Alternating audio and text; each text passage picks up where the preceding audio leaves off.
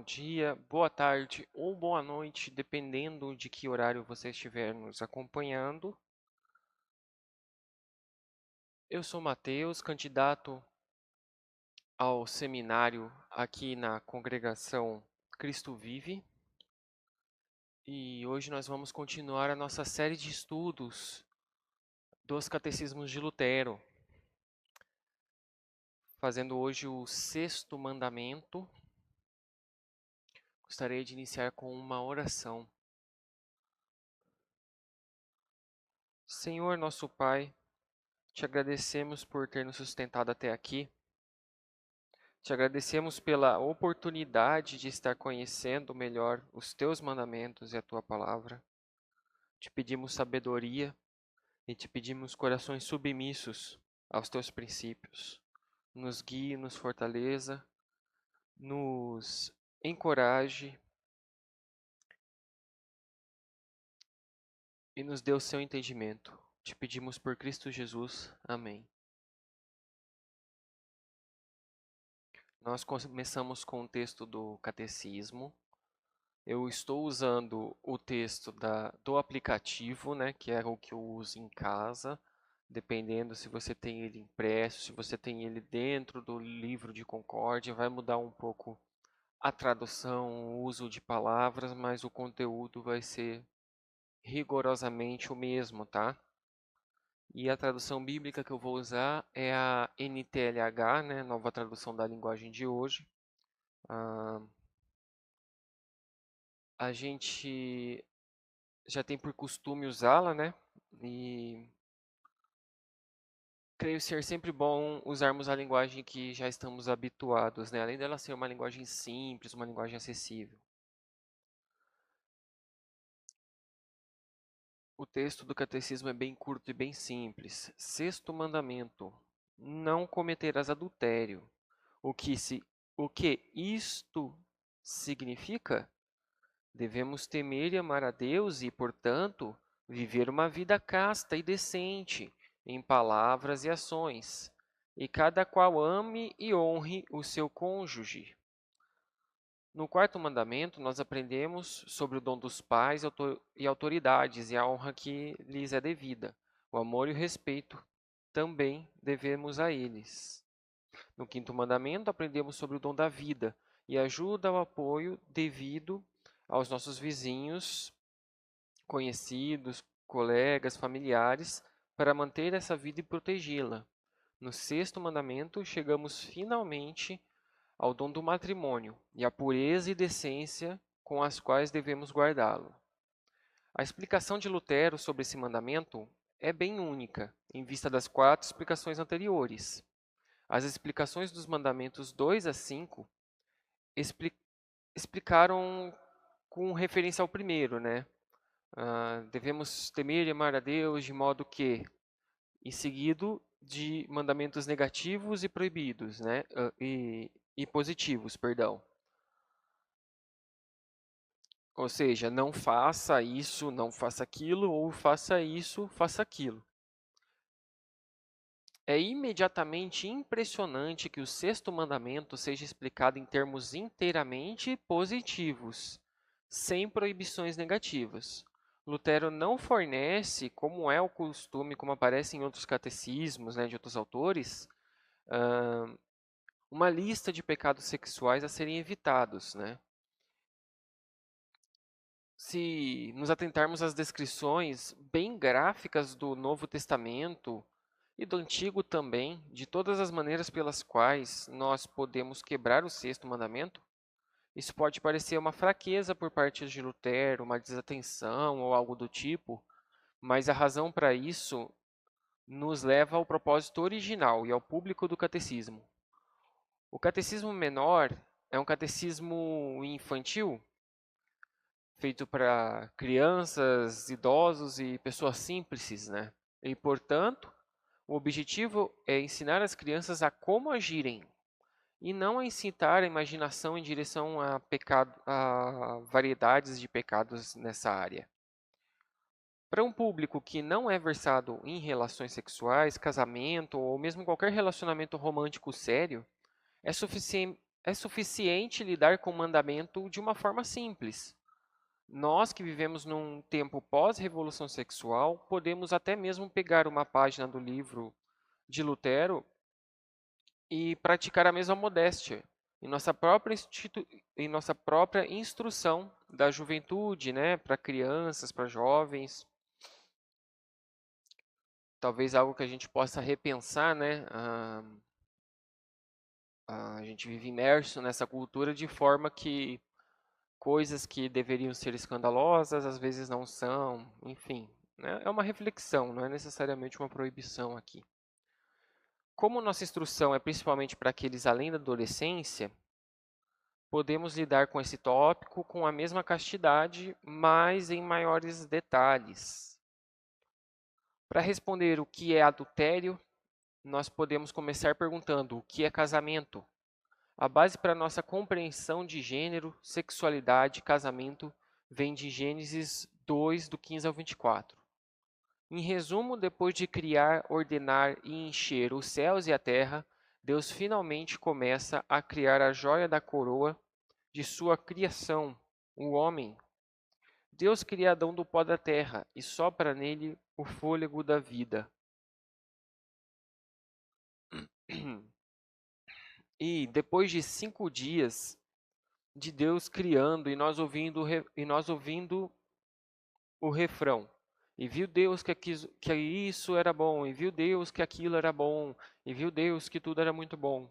No 6º dia, nós ouvimos algo bastante preocupante pela primeira vez, após a criação de Adão.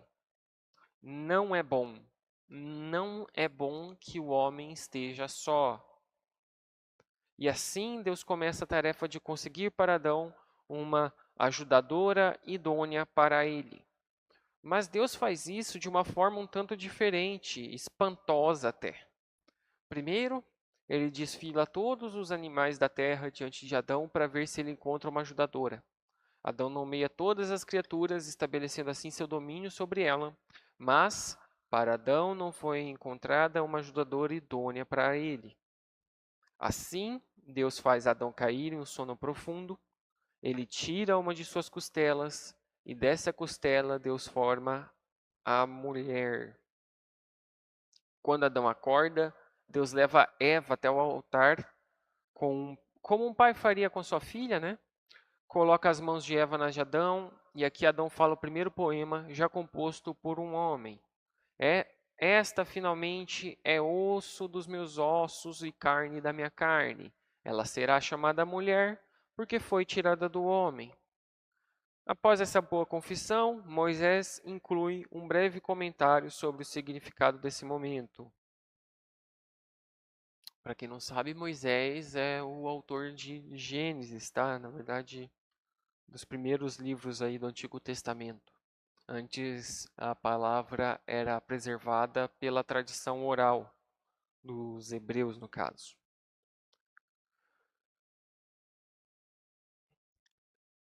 Então, o comentário sobre o significado desse momento que Moisés coloca é: portanto, o homem deixará seu pai e sua mãe e se unirá à sua mulher, e eles se tornarão uma só carne. Moisés reconhece essa história como a instituição divina do casamento e confessa que todo o casamento flui do casamento de Adão e de Eva. Não é sem motivo que Deus parece escolher um modo tão assombroso para a criação da mulher, nos mostrando assim uma seriedade e profundidade desses laços que unem homem e mulher.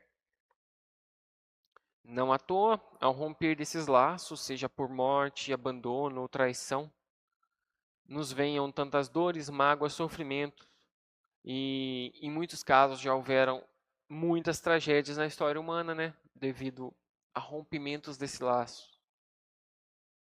A nossa cultura trata como pouca coisa, vamos tentar, se não der certo, a gente se separa. Digamos que o divórcio como um pressuposto para o casamento, né? Não como um acidente, mas como um pressuposto. Vamos tentar, se não der certo, se não me sentirmos felizes, nós nos separamos. E é bem mais séria essa união, não é algo que se rompe sem graves consequências. Além dessa narrativa da instituição, nós também podemos relembrar as palavras de Deus em Gênesis 1:28, onde ele ordena que o homem e a mulher sejam fecundos e se multipliquem e encham a terra e a dominem. Com esses mandamentos e promessas, nós temos uma base bem completa para entender o casamento. Para resumir em uma frase, o casamento é uma união de uma só carne, estabelecida pela palavra de Deus entre um homem e uma mulher, para serviço mútuo, alegria, procriação, nutrição e criação de filhos. Este é o entendimento do Antigo Testamento e é o entendimento que é novamente confirmado pelo Novo Testamento.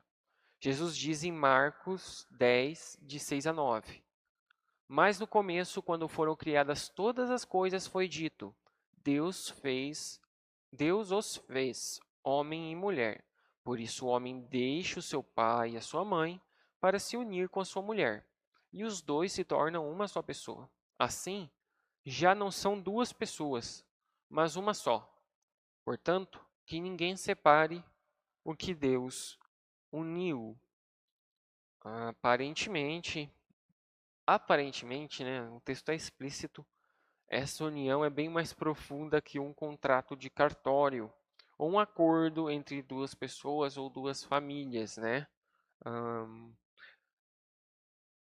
é difícil até entrar na nossa cabeça, na nossa mente, no nosso entendimento, esse nível de união que beira algum tipo de união mística, né? Uma união corpórea e real, porque a forma como estamos imersos nessa cultura de revolução sexual, de liberdade, independência, e o que importa é ser feliz, não importa por cima de quantas pessoas eu passe, parece que adentrou até o nosso pensamento como cristãos, né? Então, a gente entender a seriedade disso é importante.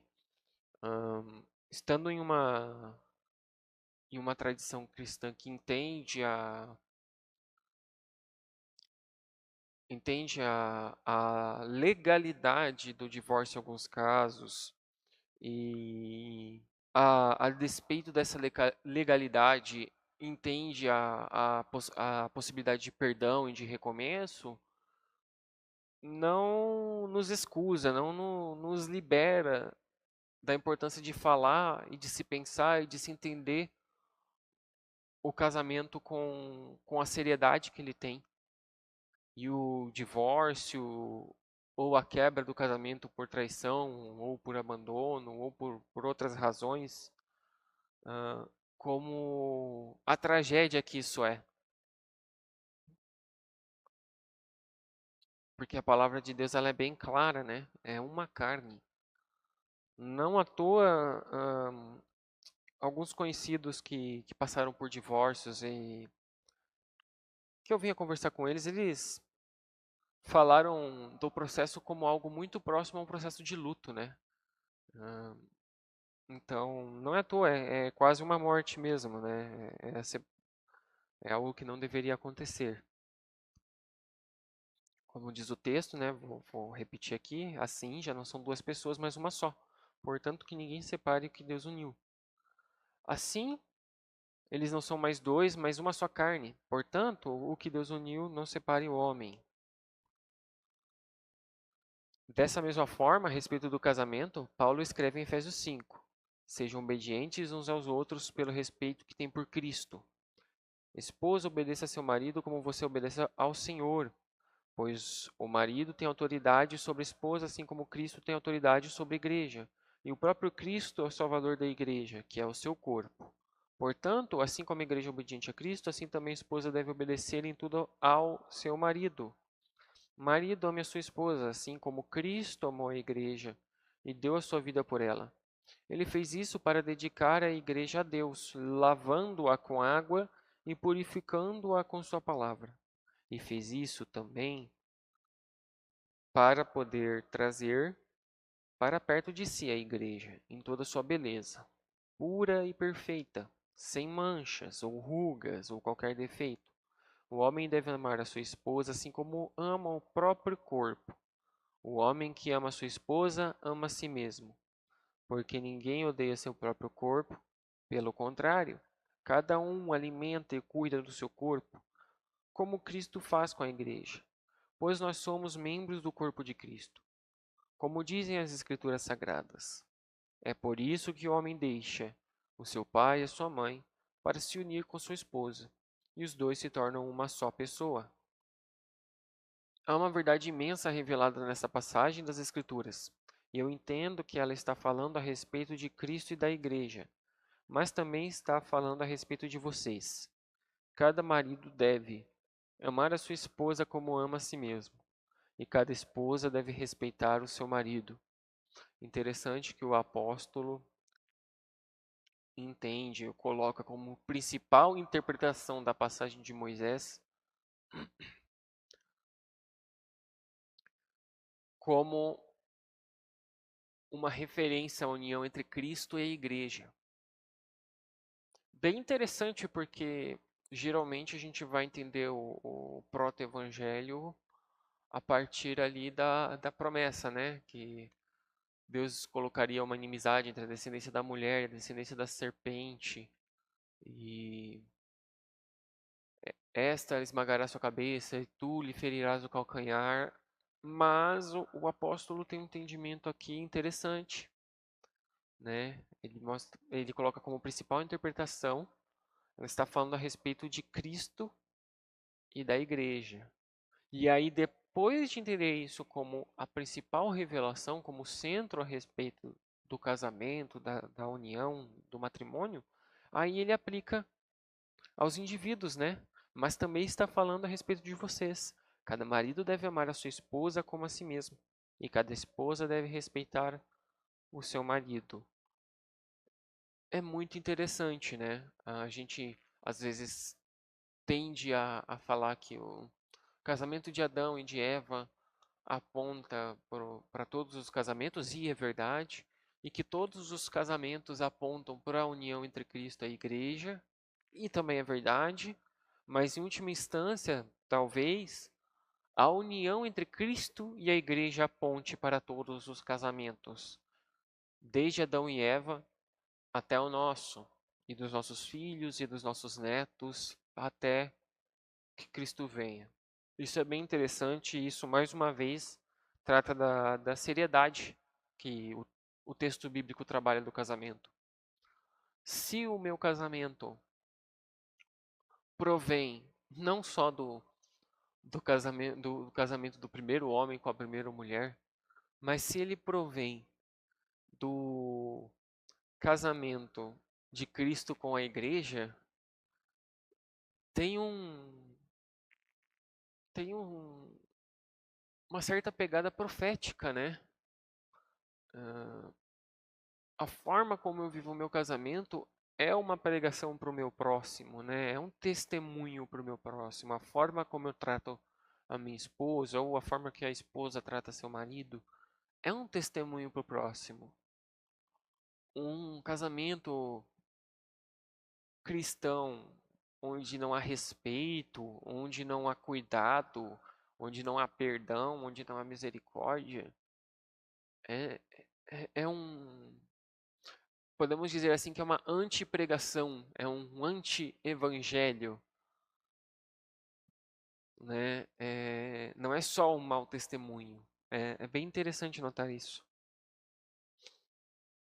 O texto começa dizendo que devemos ser obedientes uns aos outros, ou, em outras palavras, que estejamos sujeitos uns aos outros. Como em muitos lugares esse texto é usado como base para controle social, até abrindo brechas perigosas para relacionamentos abusivos, vale lembrar, ele deve ser lido no contexto dentro da própria passagem. Tem uma frase bem famosa que diz: texto fora de contexto é pretexto para o erro. Qual é o contexto da própria passagem? Ambos estão em submissão no começo da passagem. Sejam obedientes uns aos outros. pelo respeito que têm por Cristo. Olha novamente a figura que leva ao nosso relacionamento com o próximo, né? Ela perpassa todo o catecismo porque ela perpassa todo o Novo Testamento. Eu amo ao próximo, eu respeito o próximo, eu cuido do próximo, porque Cristo me amou, porque Cristo me salvou, porque eu devo tudo a Cristo. A nossa santificação ela vai se dar principalmente no cuidado com o próximo. E em gratidão, né? Sempre por causa de Cristo, devemos amar a Deus e, portanto, fazer isso, fazer aquilo, né? Bem interessante. Novamente, Cristo é a força motriz para a obediência do mandamento, né? E ambos estão em submissão, embora essa submissão vai ser, aqui nesse contexto, né, ela vai ser manifestada de formas diferentes. Em seguida, a esposa deveria estar submissa ao marido como a igreja a Cristo, que é seu cabeça. Vejam, Cristo não exerce autoridade sobre a igreja através de violência ou terror. Aliás, fiquem bem espertos, porque se a sua igreja lhe entrega um Cristo que é um carrasco, talvez seja bom você rever a sua situação e os mestres que você escolheu para si. Cristo não é um carrasco. Não através de violência ou de terror, mas dando sua vida por ela, ao que ela, a igreja, ou poderíamos dizer a noiva do Cordeiro, responde a este ato submetendo-se em amor e gratidão. Nesse mesmo sentido que o texto vai continuar, como com o dever do marido de amar a esposa, como Cristo amou a igreja, dando sua vida por ela, etc. Que também é uma forma de submissão, o negar suas vontades e desejos, sacrificar muitas vezes seu descanso ou lazer para servir às necessidades e anseios da esposa. Percebam como o texto mostra um relacionamento de mútuo sacrifício e negação em favor do próximo. Esse mesmo espírito de serviço ou mordomia cristãos é espelhado na relação da igreja com Cristo e nossa com o próximo. É o que eu chamo, ou poderia chamar de se tornar evangelho para o próximo, ou agir de forma evangélica com o cônjuge, sendo pacientes, perdoadores e sempre misericordiosos. E que lugar melhor para treinar essas boas obras de amor do que no próprio matrimônio? Eu diria que na própria família, né? Nenhum lugar melhor para treinar misericórdia, perdão, paciência do que na própria família. Pedro vai escrever de forma semelhante em 1 Pedro 3. Assim também você, esposa, deve obedecer seu marido, a fim de que, se ele não crê na mensagem de Deus, seja levado a crer pelo modo de você agir. Não será preciso dizer nada, porque ele verá como a conduta de você é honesta e respeitosa. Não procure ficar bonito usando enfeites, penteados exagerados, joias, vestidos caros. Pelo contrário, a beleza de você deve estar no coração, pois ela não se perde.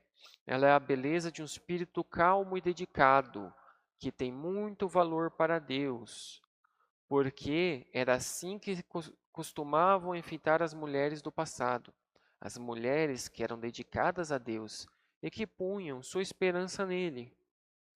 O texto continua mais para frente, né? Começa a citar os deveres do marido. Também você, marido, na vida em comum com a esposa, reconheça que a mulher é o sexo mais fraco e que por isso deve ser tratada com respeito, porque a esposa também vai receber, junto com você, o dom da vida, que é dado por Deus. Haja assim para que nada atrapalhe as orações de vocês. Importante notar, o texto mostra que os maridos devem tratar suas mulheres com honra e sabedoria, para que suas orações não sejam ignoradas ou interrompidas, dependendo da tradução. de forma que Deus não ouve as orações de maridos cruéis ou violentos. Uma advertência muito séria aqui. E mais uma vez a gente pode voltar àquele parênteses muito importante, né? Os textos de submissão no Novo Testamento da esposa em relação ao marido são seguidos de textos de amor sacrificial e honra dos maridos em relação às esposas, né? Muito cuidado quando alguém tentar usar um texto desse, principalmente você, moça, tentar usar um texto desse para dizer que você deve tolerar o intolerável, tá? Esse texto ele é muito usado para dar aval para relacionamentos abusivos de toda sorte. E eu já vi isso acontecendo muito perto em lugares onde passei. Isso daqui pode ser usado para o mal de formas assombrosas. Muita atenção. Essa submissão, você lendo ela dentro do contexto do texto, ela parte de um relacionamento que gera confiança, cuidado e amor incondicional por parte do esposo. Não é o esposo que vai aplicar isso. Muito cuidado. Tá, vamos me achar aqui de novo nos meus próprios escritos aqui. Finalmente, o autor de Hebreus escreve à sua congregação: que o casamento seja respeitado por todos, e que os maridos e as esposas sejam fiéis um ao outro. Deus julgará os imorais e os que cometem adultério. Assim, o matrimônio é sustentado por Cristo e altamente estimado por Pedro e Paulo. Com o casamento claramente estabelecido, firmemente estabelecido, né? Nós podemos agora discutir a ruptura do casamento, o adultério. Basicamente, o adultério é o ato de relação íntima, em pensamento ou ação, fora do estado do casamento, fora do estado de casamento entre um homem e uma mulher. O sexo foi criado, projetado e dado por Deus para acontecer dentro do estado do casamento. Fora desse estado, então, é adultério. Especificamente, isso vai incluir fornicação, promiscuidade e luxúria, juntamente com homossexualidade, incesto, abuso sexual, uso de pornografia, estupro e etc.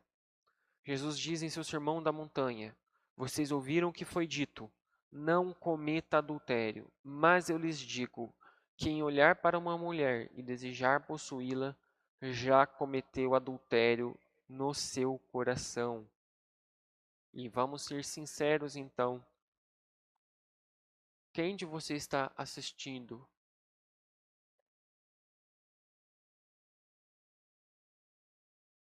E eu me incluo nesse grupo. Quem pode escapar desse julgamento que Cristo coloca no Sermão da Montanha?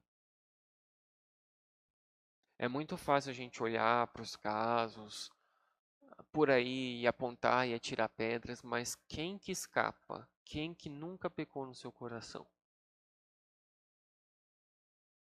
Então, assim, sendo sinceros com textos e submissos ao texto sagrado e as palavras de Jesus que ele não pode mentir, todos nós, a parte de Cristo, né, somos adúlteros, todos nós, de uma forma ou de outra.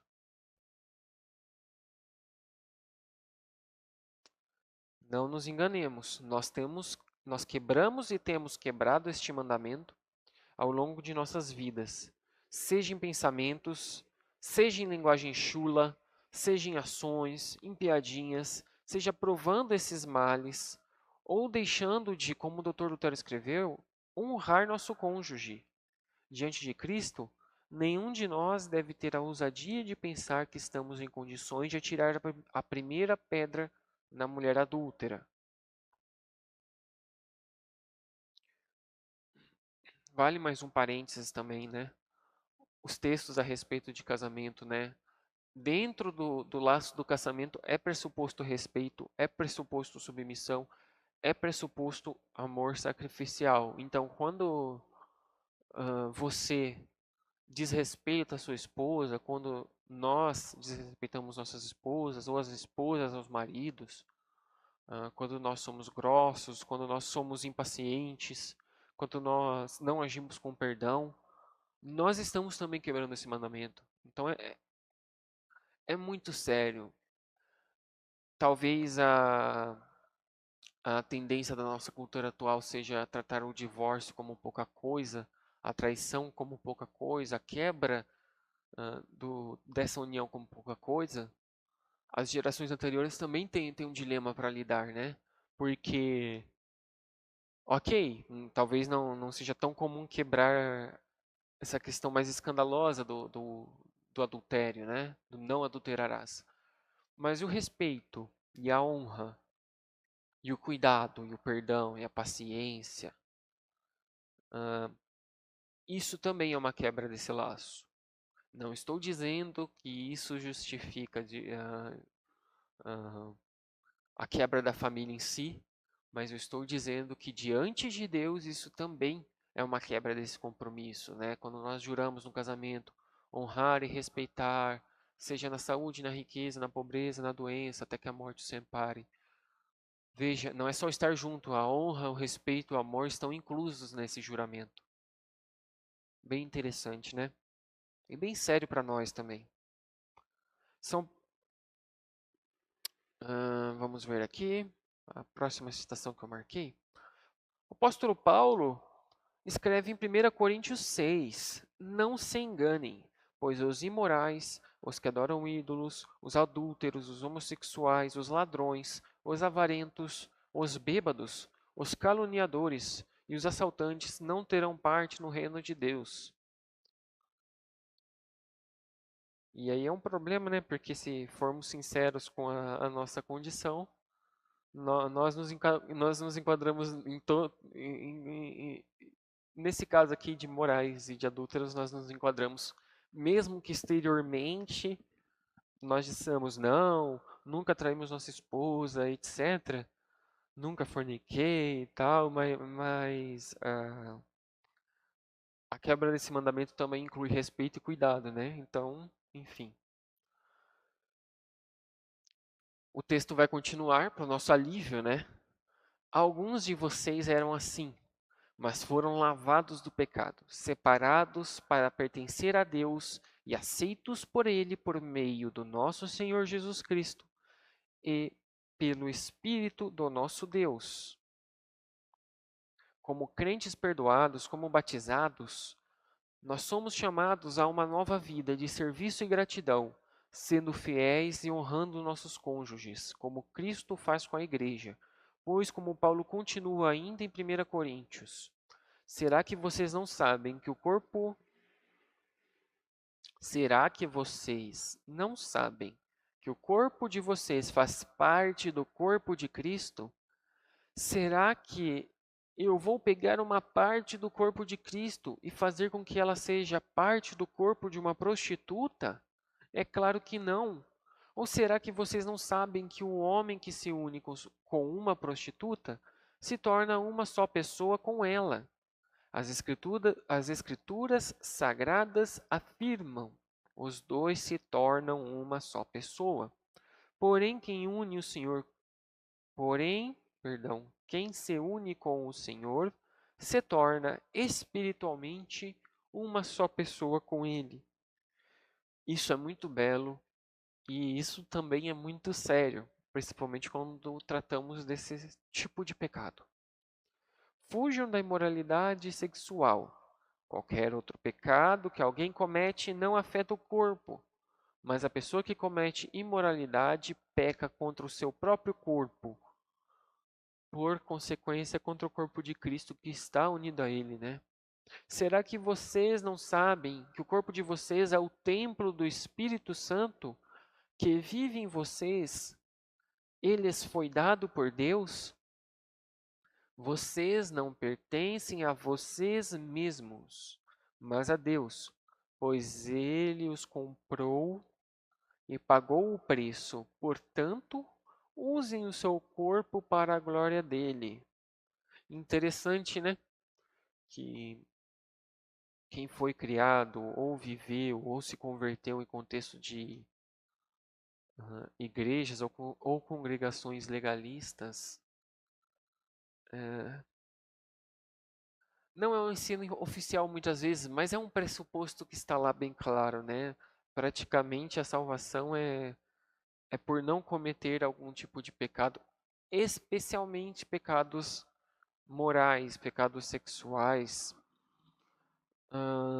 E Paulo está colocando a motivação, né, para que eles não pequem, não é uma ameaça imediata de condenação, mas é porque eles não pertencem mais a eles mesmos, né? Os cristãos não pertencem a si mesmos. Eles pertencem a Deus, e o corpo deles é o corpo de Cristo, e por isso eles devem honrá-lo e respeitá-lo e usar o corpo para a glória dele e cuidar com a sua vestimenta e cuidar com as suas palavras. É libertador esse entendimento e eu posso dizer que ele é bem mais eficaz para resultar em uma vida casta ou na busca de uma vida casta que o simples terror.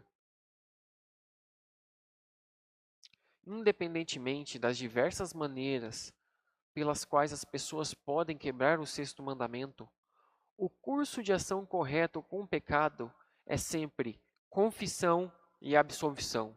O sangue de Cristo vale para todos os pecados, não importa quão graves ou numerosos.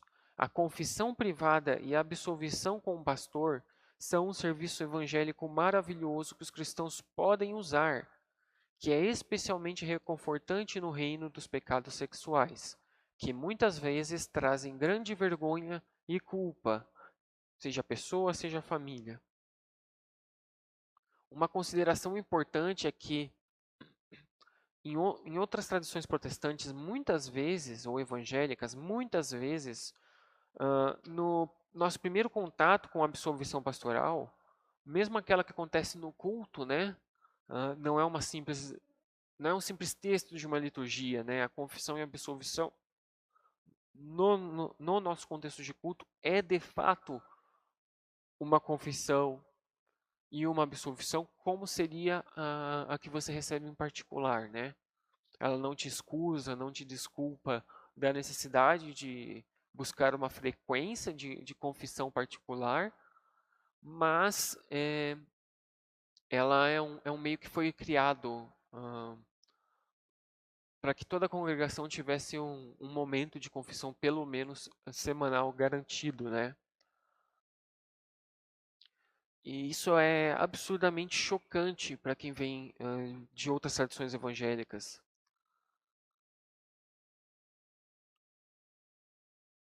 Porém, depois que descobrimos ser doutrina bíblica ensinada pelo próprio Cristo e por seus apóstolos, que ele entrega as chaves dos céus para a igreja e que a igreja, através dos seus ministros, sim, perdoa pecados aos penitentes e retém aos impenitentes, por mais escandaloso que isso seja para quem veio de outros meios, nisso a gente pode descobrir uma dádiva de valor inestimável.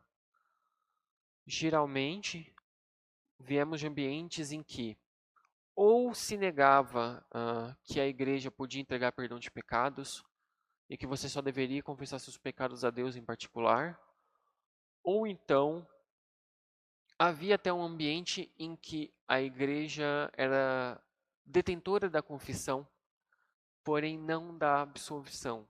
Como assim?